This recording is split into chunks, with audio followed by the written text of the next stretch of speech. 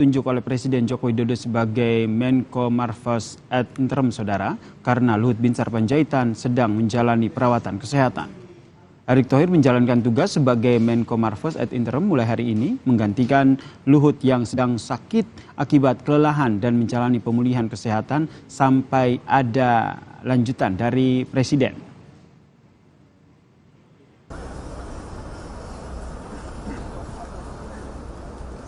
Melalui pesan singkat, saudara, Koordinator Staf Khusus Presiden Ari Dwipayana menyebut karena saat ini Luhut Binsar Panjaitan, Menko Marves, sedang menjalani perawatan kesehatan, maka Presiden Joko Widodo telah menunjuk Erick Thohir sebagai Menteri BUMN, ataupun Erick Thohir yang menjabat sebagai Menteri BUMN ini sebagai Menko Marves ad interim.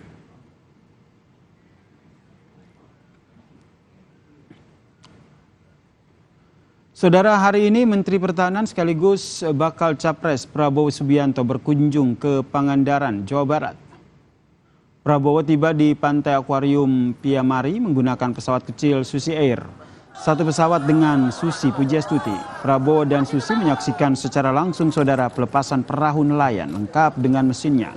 Prabowo juga membagi-bagikan 10 kapal untuk para nelayan demi mendukung ketahanan pangan Indonesia, terutama di sektor perikanan.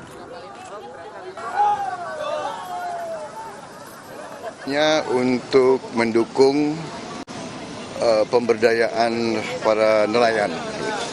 Nelayan adalah satu komponen yang sangat penting ya dalam ekonomi kita. Mereka menghasilkan protein. Pangan adalah sangat strategis, bagian dari ketahanan bangsa, ketahanan nasional, produksi pangan, terutama protein. Ketua Umum PKB sekaligus Bacawa Pres Koalisi Perubahan, Muhaimin Iskandar, menyebut